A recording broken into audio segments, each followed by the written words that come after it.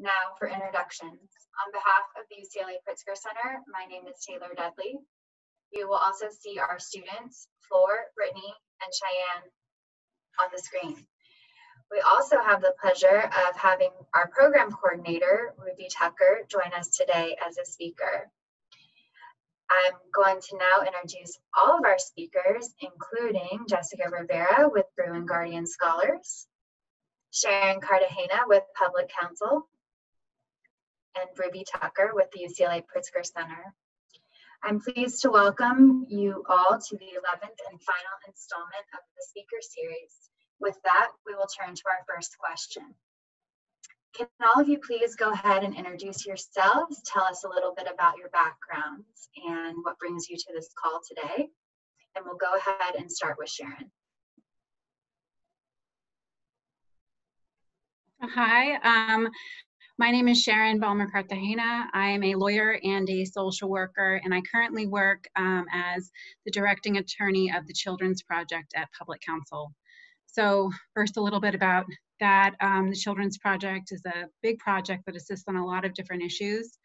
So we assist children, youth, and families on adoptions, on probate legal guardianships, on accessing education and preventing school pushout. We engage in policy advocacy on a lot of different issues, child welfare, but also juvenile justice, and advocacy to really improve the educational system.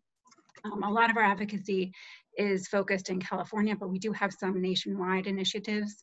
And then we have a specific project for transition age foster youth that engages in both policy advocacy and really significant direct service. So I really have a special place in my heart for working with youth. Prior to becoming the directing attorney, all of my work has been with youth. So I started at the Legal Aid Foundation of Los Angeles on a fellowship for helping youth who are transitioning out of foster care access benefits. Then I went to a place called the LA Center for Law and Justice, helping teen parents obtain custody orders and restraining orders if needed. And then finally, I supervised the Transition Age Foster Youth Project at Public Counsel, really expanding the kind of work we did and the number of youth that we served. Thank you, Sharon. We're so happy to have you today. You bring such a wealth of knowledge around the legal rights and experiences of our young people. Thank you for being here. Let's go ahead and turn to Jessica. Good afternoon, everyone. Again, my name is Jessica Rivera. I am the program manager for the Guardian Scholars Program at UCLA. So my program supports students who are current or former foster youth entering UCLA. So we support students transitioning into college as well as through their educational experiences for however long they're at the university. We support undergrad and graduate students. And basically we provide case management services, connect students to supportive resources that really could help them focus on their academics and then graduate and transition successfully out of UCLA. Prior to this role, I've been in for 3 years. I was a foster and adoption social worker at Westside Children's Center located in Culver City. And I've also done family preservation work. So collaborating with the Department of Children and Family Services and ensuring that families are provided with the appropriate resources to be able to maintain everyone within the home. I'm excited to be here today to share my perspective working at a college campus and supporting transitional age youth. And I want to thank you all for being present today. These conversations are pivotal in ensuring our youth success during this pandemic. So thank you, Taylor.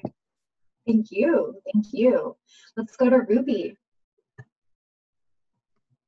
Hi, everyone. My name is Ruby Tucker. I am the program coordinator for the UCLA Pritzker Center. And prior to working here, I actually worked for the Bruin Guardian Scholars Program at UCLA. I recently graduated last year in 2019. I am a former foster youth. I was in foster care for a large portion of my life up until I was roughly 7. And my experiences are unique. I had the opportunity to go to a renowned university, and I am privileged enough right now to be able to work and to share my experiences with you all. And I'm very thankful to be on this call today, and I thank you all for joining us. We thank you. We're so happy to have each of your voices here today representing a different aspect of experience and a different aspect of what it's like to be a young person during this time. So we're really happy to have all of you. Let's go ahead with our next question. Please outline some of the issues you're observing that are coming up during COVID-19 and the pandemic that are unique for our transition age youth. And I think we'll go ahead and start with Ruby, since Ruby's living this and would love to lay the groundwork with her experience. Thank you, Taylor. There's a lot that comes to mind when I think about the unique experiences we're all dealing with. A lot has been outlined in the various talks we've hosted, everything from mental health to, you know, just the physical well-beings of children and families. One concern that comes to my mind immediately is the basic necessities in life that people need, and specifically our youth. So it's more than just the mental health. For me, it's more so, do these youth have a stable, safe environment to live, work remotely if they're able to, go to school, access to a computer, these simple things that we kind of, I guess I would say, can take for granted. A lot of people are struggling with. I know for myself, this COVID-19 has changed all of our lives drastically, but for me personally, I think, wow, I can work, I can still live and work from home. I'm safe, I have food in the refrigerator, all my basic needs are met. But when I think about my close friends and family members that are still in the system, you know, some of these people and just, you know, youth, kids were bouncing from couch to couch. And when this happened, it's like, well, I'm sorry that you're in this situation, but, you know, I have to protect my family. And right now I can't rent my couch out to you. So you'll have to find somewhere else to go. And so these experiences that, you know, we kind of deem universal for all of us, just being in our homes, working from home, or, you know, being a parent and teaching our kids from home. It's different when you're youth and your home was maybe somebody's couch for the time being, or your home was, you know, just grandma's extra space, or your aunt's extra space that right now isn't as welcoming. So these are kind of the fears that come into my head, is that, are their basic needs being met, and who's checking in on these aged out youth?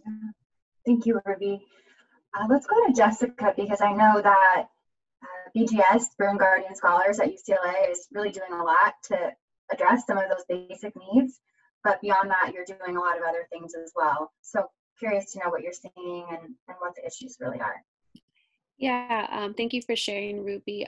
As mentioned, you know, people are given the privilege to stay at home with a close-knit supports, and the students that I've come across, unfortunately, do not have those opportunities or some privileges that other people may have. And so what we've been doing is addressing challenges like living housing security. So for many of our students who are transitional age youth, they've had concerns about transitioning out at the age of 21, thinking of how are they going to be able to provide a roof over their head. So easing some of these anxieties by trying to let them know how some of the regulations have changed due to COVID.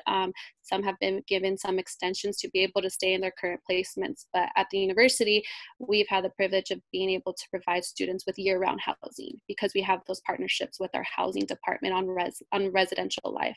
But also addressing issues like job security. So for some students, they've lost some wages and are fearful of how they're going to sustain themselves, and then resulting in food insecurity. And so trying to make sure that students are connected to food banks, have a meal plan on campus, have EBT, are aware of EBT. But what also makes it challenging is, you know, everything is done virtually now. So ensuring that students have access to electronics, because that's been a challenge within itself. Because some students, some youth may not have access to electronics. So we've been relying on like campus partners or community-based agencies. Foster Nation has been a huge support in ensuring our students have hotspots. But virtual learning has also been a challenge for students as well.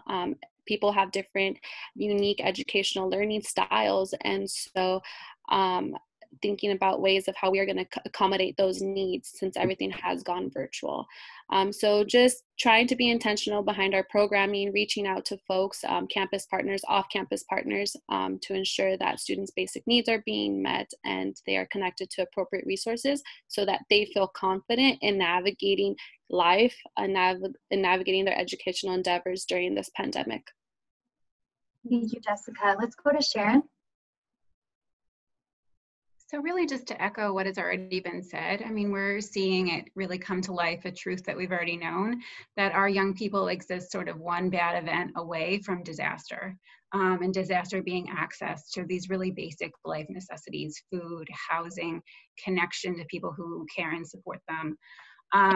Housing seems to be the most common thing that folks are reaching out to us right now.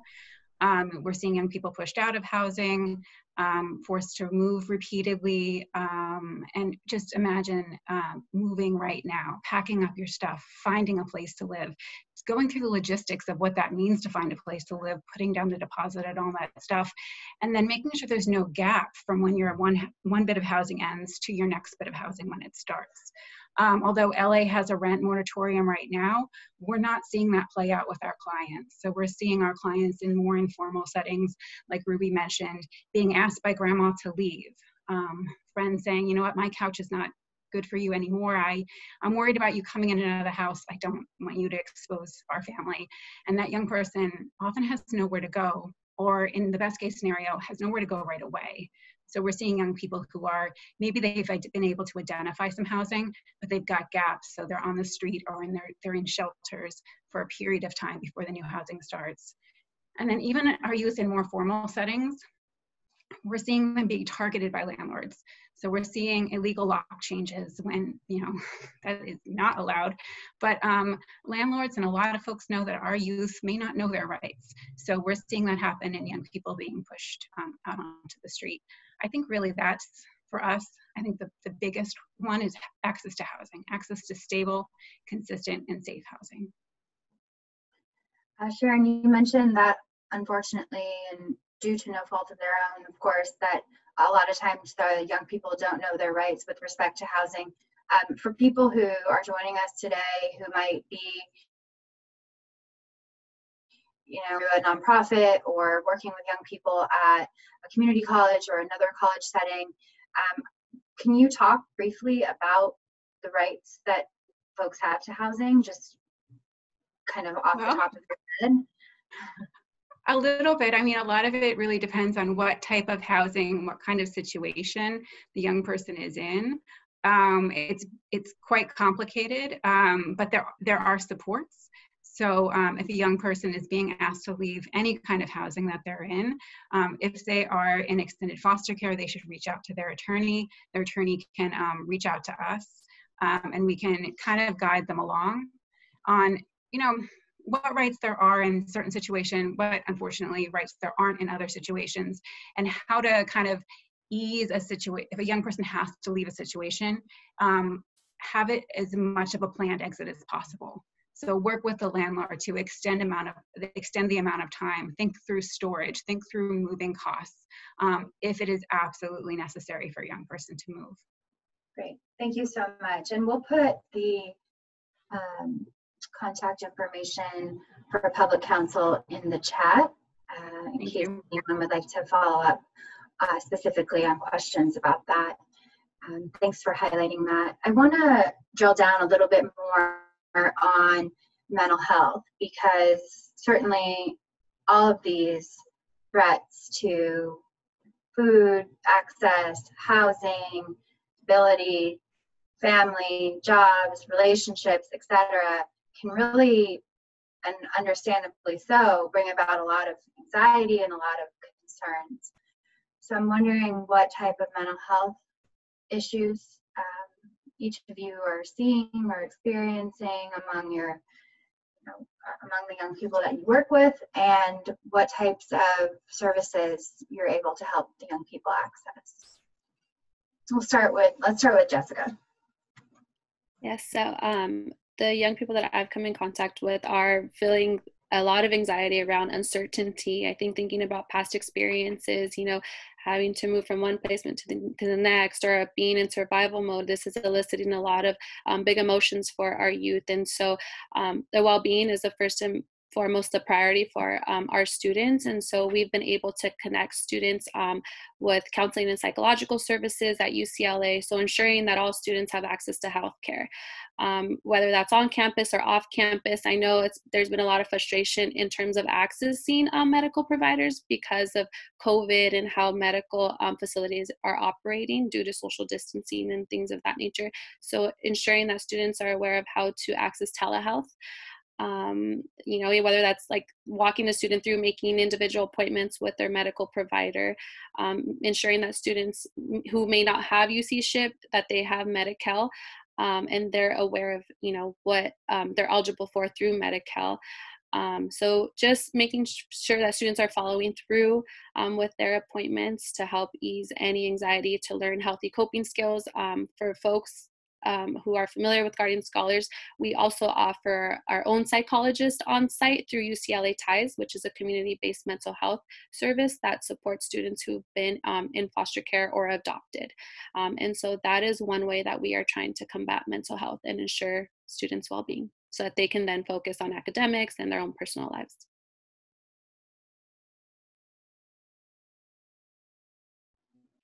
Thanks, Jessica. Ruby, do you want to speak to that? Yeah, much of what Jessica mentioned, I was going to just reiterate. It's really important for us to realize that now that we're kind of in this new, I'd say a new world, a lot of our youth had different ways of dealing or coping with the issues that they had prior to this. I know for myself, my coping strategy was to go and vent to Jessica when I was a student, go in her office and just sit in there with her and Brianna and talk for 15, 20 minutes before I had a final, before I had a midterm, before I had to go, whatever my schedule was set for the day, I went to them. And so to not have that immediate access to the folks that you found to be the most supportive is crucial and critical at a time like this. One of the things that I'm noticing a lot of people have done, and I myself am open to even doing, is just hosting small webinar get-togethers with those that they can kind of just check in on. And if it's somebody that as a youth and you just want to reach out to them, schedule a 15-minute check-in time period. And it's so simple. And we think that, well, maybe it's not, worth it. It's just 15 minutes. It's behind a computer screen. It's maybe not as sincere, but this really matters at a time like this, where sometimes people just want to be heard. They want to feel like you care, and they just want somebody to check in on them. And so I feel like that's been extremely valuable for me, and I think it'll be even more valuable for the youth that may kind of fall in the creeks and not be heard. Thanks, Ruby. Sharon, anything to add? Yeah, I think just really echoing what Ruby just said is that, we're trying to keep cases open right now. So we're lawyers. We should not be providing, any kind of mental health services, and we know that. But being really flexible with our clients, if they're calling us with no real reason, but it's clear that they need to talk, just being there to be able to talk and not shutting down if they're reacting in a way that maybe we would not have called them back or would have waited or ended the phone call. Just being really patient and providing our clients with grace and space to sort of to be there in whatever way they're there right now. Thank you so much. I want to acknowledge and thank, we have some folks on the line from DMH reminding us that students and young people in general can reach out to DMH for their services. So we'll be sure to put that information in the chat as well. Thank you to DMH for being with us today. Okay, so let's drill down a little bit. Jessica, you've talked about all the things that BGS is offering and the things that BGS is doing. How do we make a distinction between some of the challenges that our college-going youth are facing and maybe some of our youth that are not in school, and what the different challenges are and how we can step forward to try to assist them? So one of the biggest ones is, I think, is going back to the housing component, and a challenge for all transitional age youth. For folks who are going, or for young people who are going to a UC or Cal State, they may have access to year-round housing, as opposed to a student who, or a youth going to community college or a trade school, or even chooses to take a gap year, may not have that option. So I think that is something that's going to be an ongoing issue of topic that really needs to be in discussion, because as it is, we already have a housing issue all throughout the United States, right? And so I think this needs to be something that's brought on the forefront of continued advocacy to ensure housing, or even direct providers that are supporting transitional age youth, making sure that there's a plan instilled to secure housing, and during COVID, right, that there's like an emergency plan for a young person that has housing. So I think that is one of the biggest challenges that I can foresee amongst all transitional age youth, especially those that may not be going to college. I think also access to mental health or to healthcare, because those that are going to college will have access to healthcare on campus, as opposed to those. So ensuring that, that there is Medi-Cal being offered to a person that may not be pursuing secondary education. Thank you. Sharon, can you speak to that a little bit? Some of the distinctions, and despite those distinctions, some of the services and resources that are still available to all transition age youth? So there's different housing programs that are available to young people, and certainly there's the YCES program, or that service that young people can call to get screened for housing. Unfortunately, right now we're seeing that there's not a lot of bed space. There's always been an issue with there being waiting lists in LA County, and that has certainly not gotten any better right now. So housing is critical, and unfortunately is getting more critical by the day. There are some services that have been expanded. So if a young person is receiving SILP funding but has to move, their SILP funding should continue while they're looking for a new place to live. Traditionally, it would end when they moved out of the SILP-approved place or the dorm, and that should not be happening, at least not for the end of this month, and hopefully get extended. There's also improved access to EBT. So young people previously may not have applied for food stamps. The access rate for food stamps for young people transition age youth is very, very low. I'm not exactly sure why that is, but it's a very low number that access it. So we should be encouraging our youth, now that the program has been expanded, that if they're having food insecurity, to access food stamps, to apply for food stamps.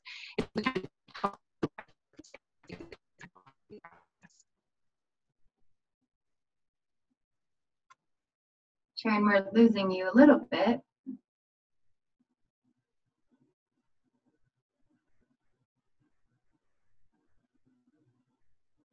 I think you're on mute.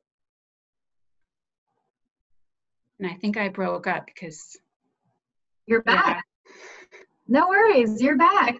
Yeah, we have a second grade class streaming in the other room, which sometimes affects. So I'm not sure where I cut off. You were talking about EBT and food insecurity, and how young people can access EBT at a greater, I guess, in greater volume than they were previously. So then I added, if you have the capacity within your agency or how you are interacting with youth to support them in applying, we found that young people often apply, but they then get denied erroneously, or they don't finish the application because it's kind of lengthy. And that when youth get support in completing the application, the percentage of youth getting food stamps increases so greatly. So if you have the capacity to assist youth fully through the process of applying, now would be a great time to be able to provide that support. Great. Ruby, do you want to add anything? No, I think Sharon and Jessica beautifully articulated it. It's the access to housing and definitely like other basic needs, food.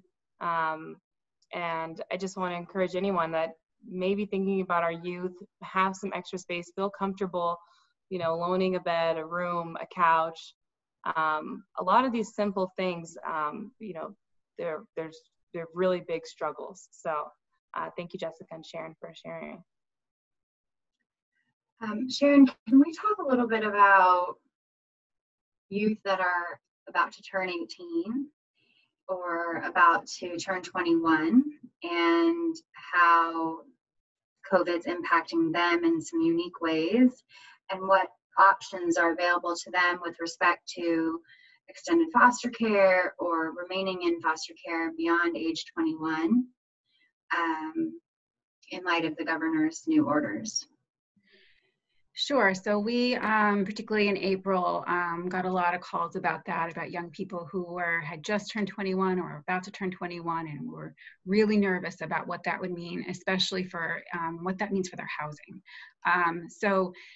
The governor issued an executive order that extends extended foster care for young people who have turned 21 in a certain date in April and through May and June through June 30th.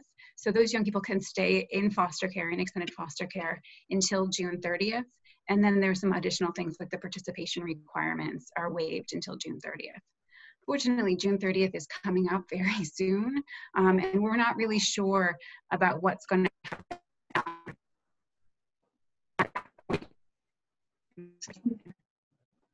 A little crunchy. You're missing your words.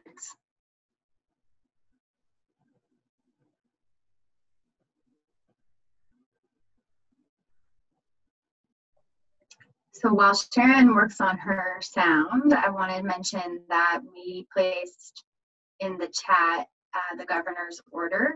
So if you have questions about the extension of care to under the California governor's orders, you can find that link in the chat and read up on it a little bit more there. Sharon, did you want to try again, or? Yeah, and then, yeah, just very quickly, folks should stay tuned. We're very hopeful that the governor will extend that extension past June 30th. And there's pending legislation, SB 912, that would allow you to stay in extended foster care while we're in a state of emergency, and then for 6 months after. So that would be wonderful. It just passed.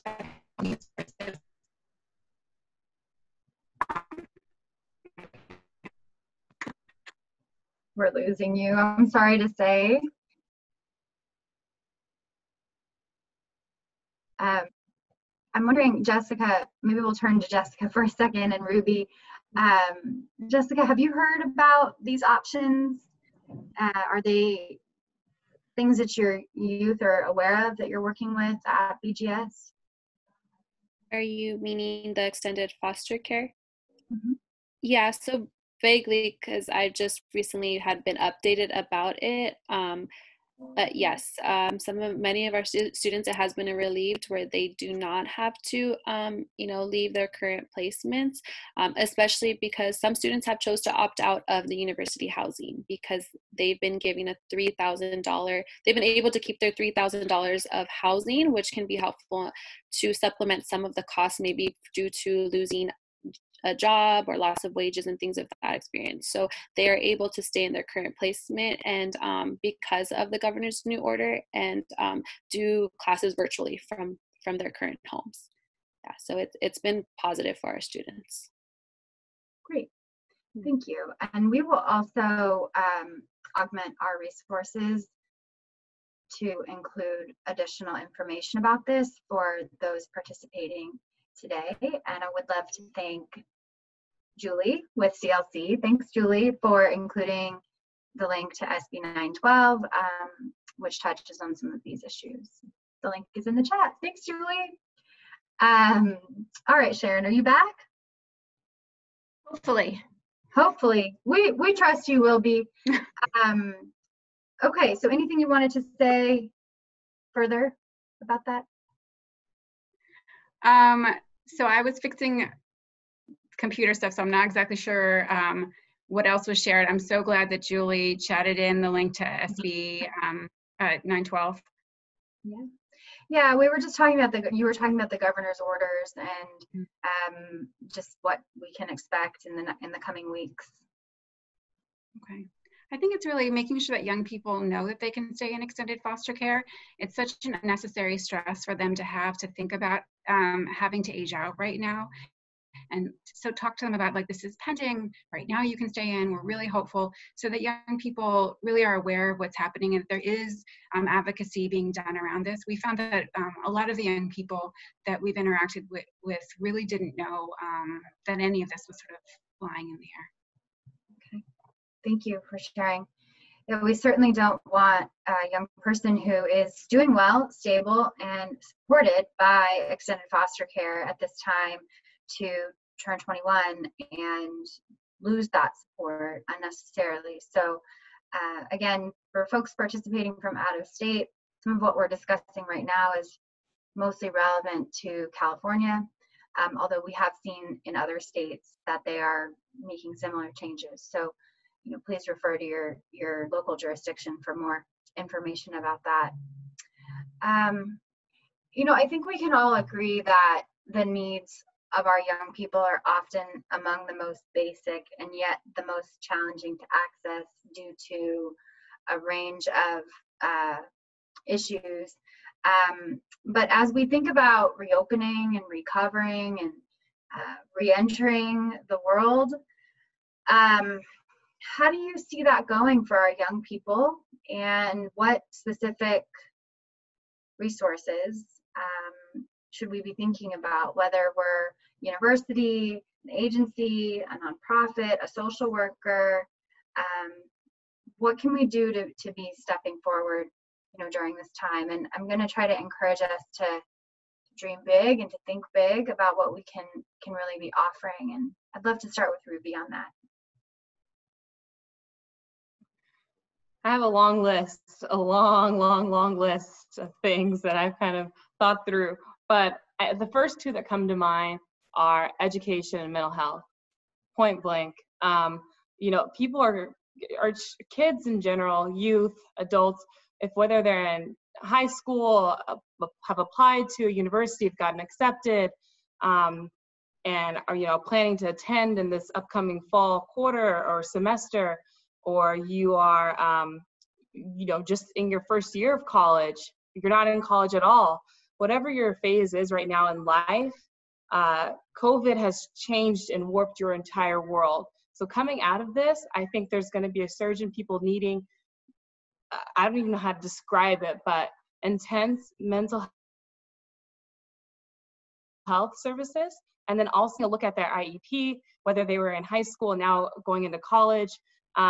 What issues, concerns will they have about starting at a university or a community college? What tools will they need? Whether they want to get a job, if they need people to help look at their CV. I think there's a whole list of, it's like a full wraparound in my head that comes to mind, because it's like a new start, a new beginning for a lot of youth. And during times like this where they haven't had the most engagement with, counselors, therapists, social workers, I think it's going to be extremely important that we try to provide them access to full wraparound resources. That's what comes to my mind. But I'm kind of thinking of like a utopian kind of society. But yes, I'll let Jessica and Sharon add. Go to Jessica. I echo what Ruby said. I think it's important for us who have the direct service to really highlight the resiliency in these youth coming out of this pandemic. And again, like, I think these programs, the social workers are essential. These programs like Guardian Scholars, EOPS at Cal States, at community college are essential, and just making sure to supporting students within the transition of entering college if they choose to again pursue education or higher education, meeting with the students on the forefront to assess what are the current resources that students have at this current moment, what are some resources that can enhance their lives and enhance their educational journey, what basic needs do they have, what do they need to be connected to, can really make all the difference. And I think building that rapport with these youth on the forefront because relationships are essential and can make all the difference in students' lives, especially during their educational journey. So I think, again, the relationships, making sure that students have access to mental health services coming out of this, to assess, what are current coping skills, what coping skills can help them continue navigating life going forward. Before I go to Sharon, I want to talk about BGS briefly, because I think you guys have done such a brilliant job of advocating for the youth at UCLA in a really unique way, and have been able to elevate the concerns of youth in foster care in ways that a lot of us really struggle to do so just in our own advocacy. So Jessica, tell us a little bit about what BGS has done to advocate for the youth, and what about it has been successful, because I think it's really rare to go from no housing for anybody to housing for foster youth, and just repeatedly have these victories for youth in foster care at UCLA. What have you guys been doing specifically, and what tips do you give to folks that are joining us? So in terms of housing for youth, there is a legislation that says there needs to be accessible housing for all foster youth within an educational system, especially like within college. And for the UCs, it's recommended, right? So I think for the professional staff with BGS, we've really been intentional in building community partners on campus with residential life, educating them about the Guardian Scholars community, highlighting the importance of what stable housing means to our students coming from the Guardian Scholars community. And so that has been really effective in terms of partnering with Res Life and them making it a priority that our students have access to year-round housing, especially during those winter and spring breaks, and summertime too, at a reduced cost. And so we've really involved campus partners within our task force meeting, highlighting, what their strengths are in terms of supporting our community and what those benefits are in terms of our students' success. And so it's really been intentional in terms of making ourselves present on the college campus and saying, hey, we are here, we are a community that's here, and we need your support. And this is what it can look like. And so by facilitating task force meetings, we're keeping folks involved. Really being intentional when students enter the university about meeting with them one-on-one to sit down and let them know, like, we are rooting for you, we are on your team, we want you to thrive here, we want you all to be successful. So how can we best support you? And these are the resources that we also may think that you may benefit from, and building that trust right in the beginning, so that students feel comfortable in sharing what their needs are with us so that we can best support them and connect. Those are just ways that we've been intentional. So again, it all has to start with the trust so that we are aware of what students' needs are. Thank you. And as one of your grateful and humble partners at UCLA, we're so impressed by all that you've done to advocate for the youth at UCLA. Thank you. And I think all of that's really important as we imagine reopening and recovering from this. Sharon, anything you want to add about reopening, recovering?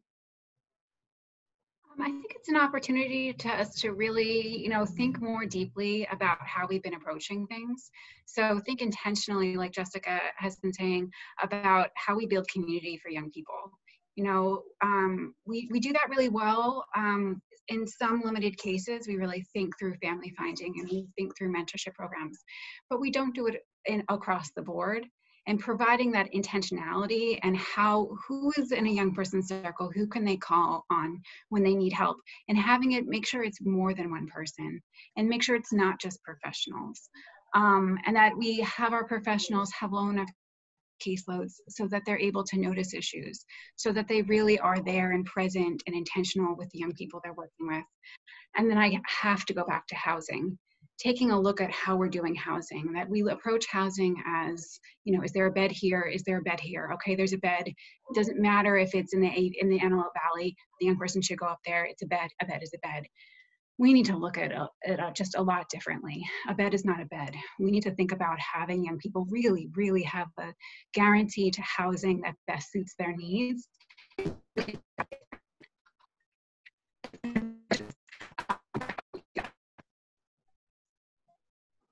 losing you. Sorry, Sharon, we're losing you a little bit.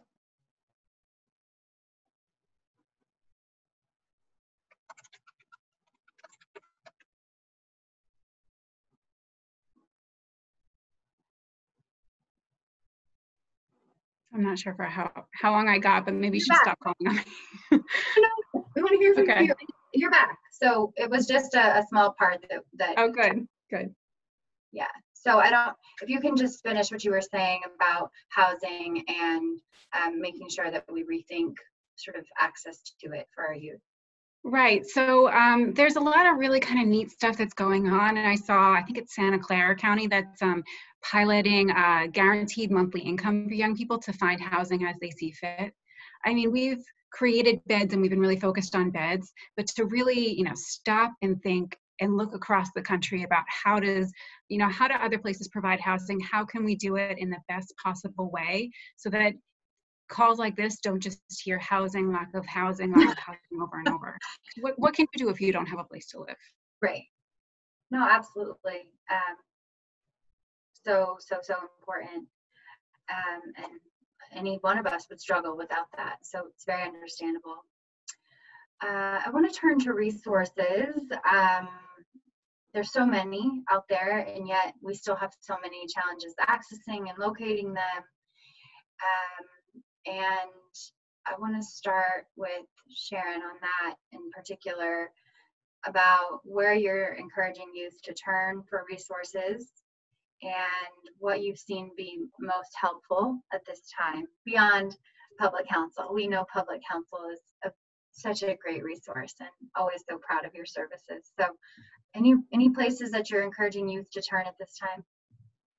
So I really have to call out my partners at the Alliance for Children's Rights. They have done such a wonderful job of compiling resources on their website. So my staff really goes to them to look for non-legal resources. When a young person needs housing, needs access to food stamps, needs a billion other things. And the Hilton Foundation has also done an amazing job of compiling and continuing to compile resources.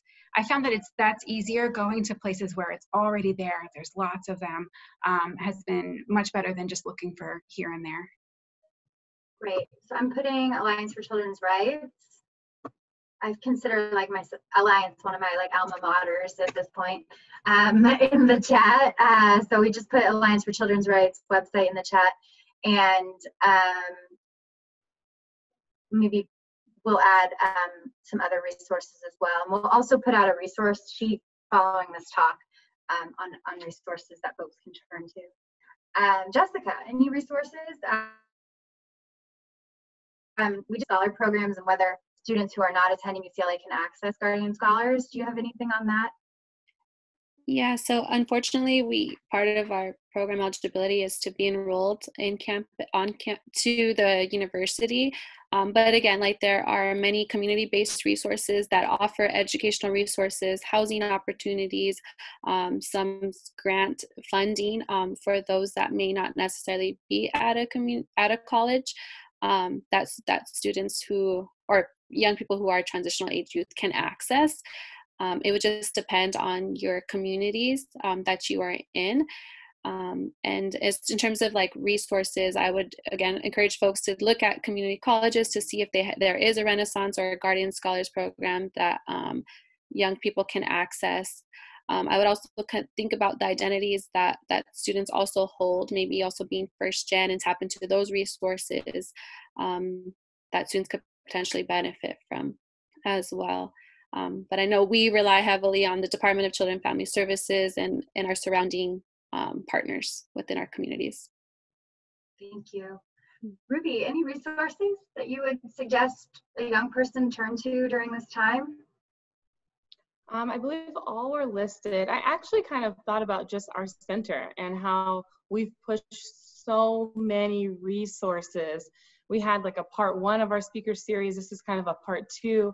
And within all of the series, we've had multiple links to resources. And so I would say any way we can best disperse our own internal resources to the youth and maybe to other centers, that would be amazing. So mainly the UCLA Pritzker Center Well, thank you. And we did put those links in the chat, and they're largely coming from our partners and friends. We're relinking, if you will. But those resources were placed in the chat, and we'll be sure to circulate them on social media and via email after this talk. Let's turn to policy recommendations. We talked a little bit about going forward, housing, of course, but you know, I think the pandemic is really opening our eyes to a lot of other gaps and a lot of other needs. We can start with Sharon on any policy recommendations that you have.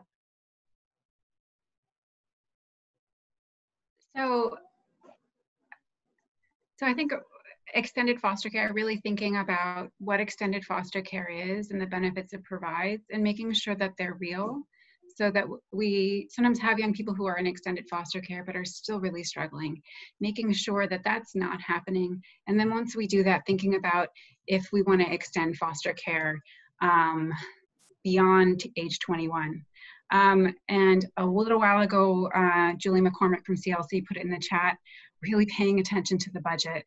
The budget does not do good things right now for child welfare. There are very steep cuts to a lot of very important services. So advocacy around child welfare and services for children and youth is not the place to cut right now.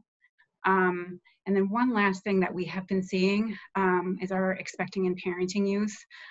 We're hearing a lot of cases of domestic violence and detention of their children, often due to issues around domestic violence. So paying attention to how we can support young people to not create an intergenerational cycle of foster care involvement. Absolutely. Jessica.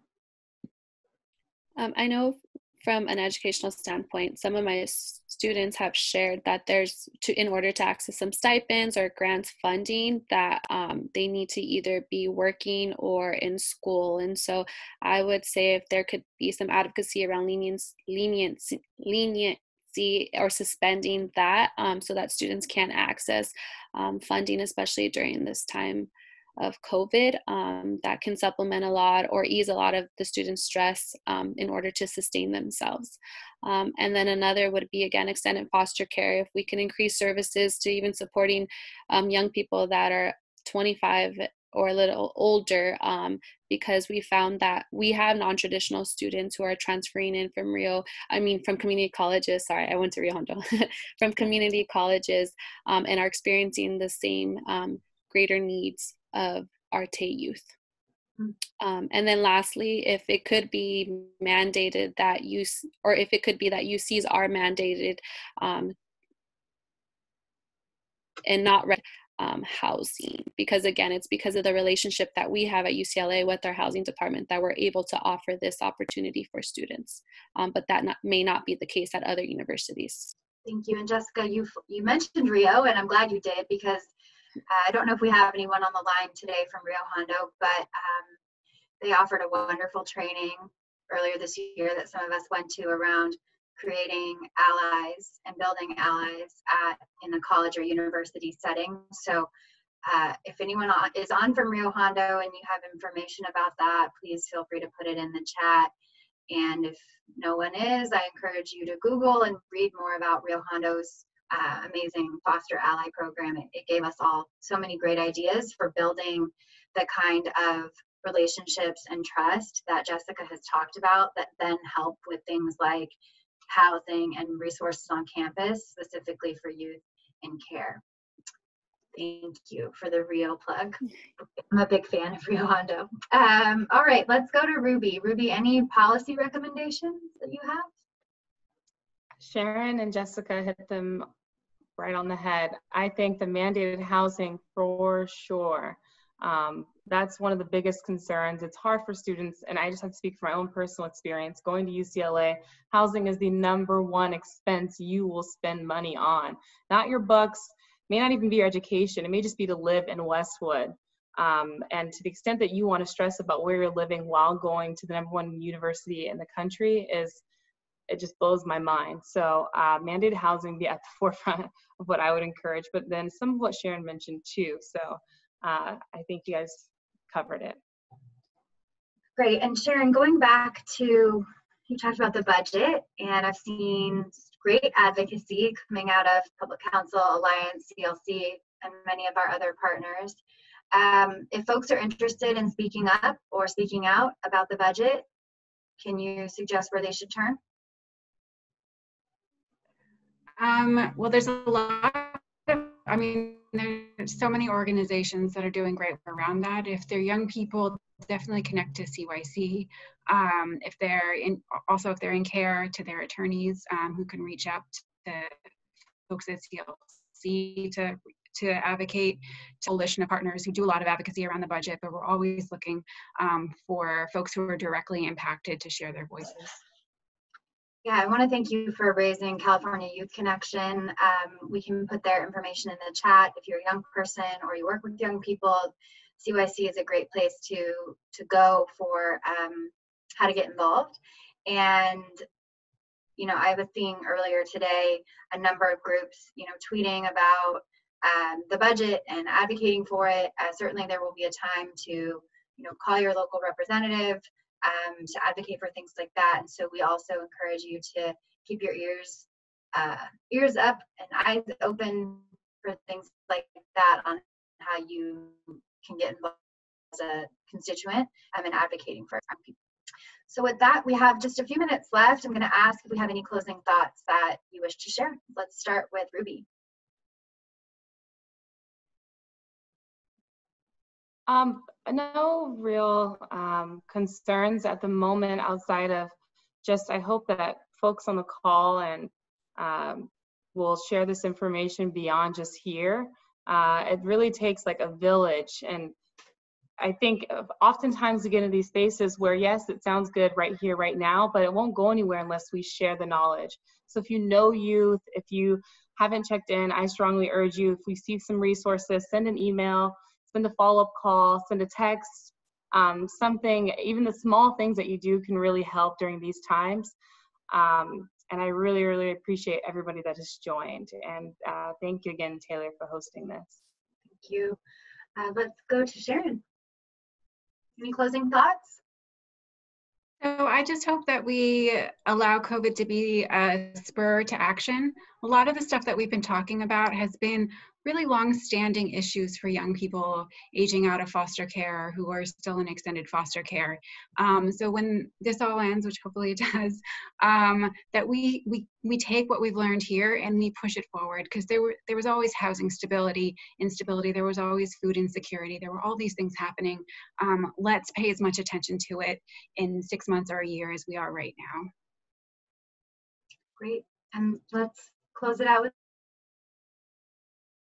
Jessica. I echo what Sharon and Ruby shared. Thank you so much. And just to keep the momentum going, like we are all in this together, and also be cognizant of what you're going through too, and to please take care of yourselves, because this is strenuous work. But I believe that we can all unite and, you know, stand in solidarity with our young folks and build from here and just keep persevering. So thank you for all the work that you're doing. And it really means a lot that you were able to show up today. So let's continue to show up for the youth moving forward. Thank you. Thank you. Thank you. I couldn't have said it better myself. Thank you all for joining us. Some of you have joined us 11 times over the last 2 months for our speaker series. We truly appreciate your participation, and we promise more to come in the form of webinars and information sharing, and we hope that you'll stay tuned to gather that information from us and from our incredible community and campus partners that we are so privileged to do this work with. We truly could not do it without you, and really believe that the best work that we can do will be done together. So many thanks for everyone joining. If you have questions, reach out, and let's give our panelists a round of applause and thank them for being with us today. And with that, we're signing off. Many thanks to all for being with us. Have a great day and stay well. Bye-bye.